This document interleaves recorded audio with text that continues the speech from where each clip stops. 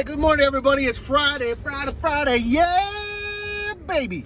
To all my teacher friends, I want to congratulate you. You've gotten to an end of a fantastic work week, another successful work week of going life on life with students and helping them gain yards and get where they're going.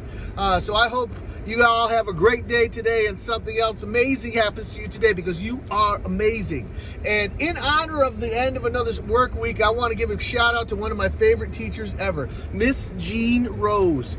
And I had Miss Rose in high school, 11th or 12th grade. I had her for English.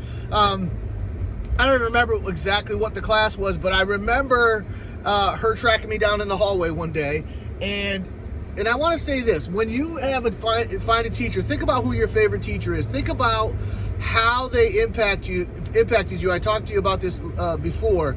How they impacted you and why, and what fruit their impact has produced in your life now as an adult or wherever you are in the course of your life.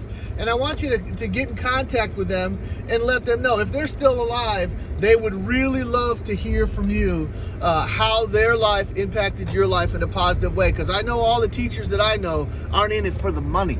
But they're in it for the opportunity to go life on life with students, help them gain yards and get where they're going. And the times when the kids come back to you and say, hey, teacher so-and-so, you did this and you did that, and it really helped me, it is the biggest blessing, and it reminds us of why we do what we do. And a lot of times we don't even remember. We're just trying to bless you in your life with our presence and the things that we have on the inside of us that we see in you. So sometimes it's just a general overall way that we are in a class, but sometimes we as teachers, we see a kid or kids over the years that come through our classes that, man, this kid has potential coming out his or her ears and they're not using it. And I'm going to come heck or high water. I'm going to do everything in my power that's up to me to help them be successful in life by helping them identify the awesome that resides on the inside of them. And Miss Rose really did that for me. And sometimes it's in a very simple way that doesn't even make sense. So here's an example. She got in her crawl because I was this kind of student where I was just going to be kind of floating through high school, doing absolutely as little as possible, so I didn't get hollered at home, and then I didn't fail, regularly. And I was there to have as much fun with my friends as I could, and then get out of there and go on to the rest of my life.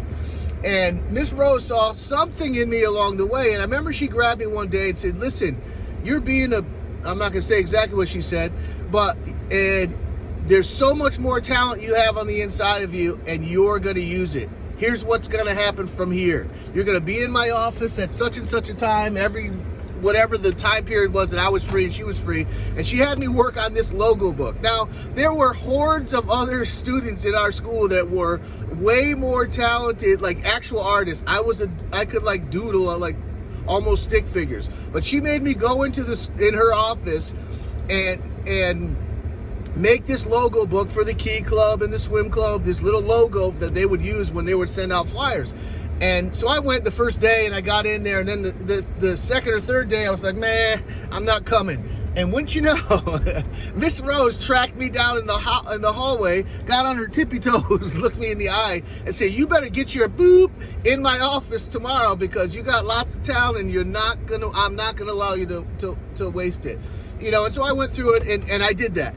And most of the time, if a teacher tells you you're going to get at least me anyway, get your boop in an area or else you're going to be in trouble, that teacher's going to get some response from me that they're not going to like as a high school student. But what Miss Rose said to me was slathered with how she felt about me as I saw it come out of her eyes. And so she could have told me a lot of things, and most of them could have been negative, and I would have swallowed them up because of how I knew she felt about me, because she took her time and her effort to come find me, to look me in the eye and tell me first all the great things that she saw about me as she was kicking me in the rear end to go do what I needed to do. And I want to tell you this for a fact, and I've told her this to her face, that experience with her, and then after high school in the summer, hiring me on as a counselor at the New York State Museum, and seeing that in me and taking what she saw in me and putting action behind it and giving me responsibility and respect, and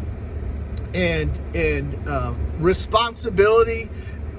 It was foundational for me, and I drew off of that many times throughout my life when self-confidence was waning and it just was unsure about stuff. I would go back to what Miss Rose said and how she said it and how she felt about me and what she saw in me, and drew from that foundation. So I can't thank her enough, and I have thanked her to her face many times. I love you, Miss Rose.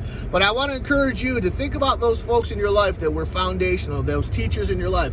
Find them somewhere and thank them, because they weren't in it for the money. They saw something in you that you didn't see in you. So I hope that helps you. I hope that encourages you. But I want to also encourage you to be that foundational person for somebody around you in your life, because you have that ability to be that kind of impact. So be an impactor. Get out there and gain yards today. I'm sorry this was so long, but have a great weekend, and I will talk to you soon. Peace.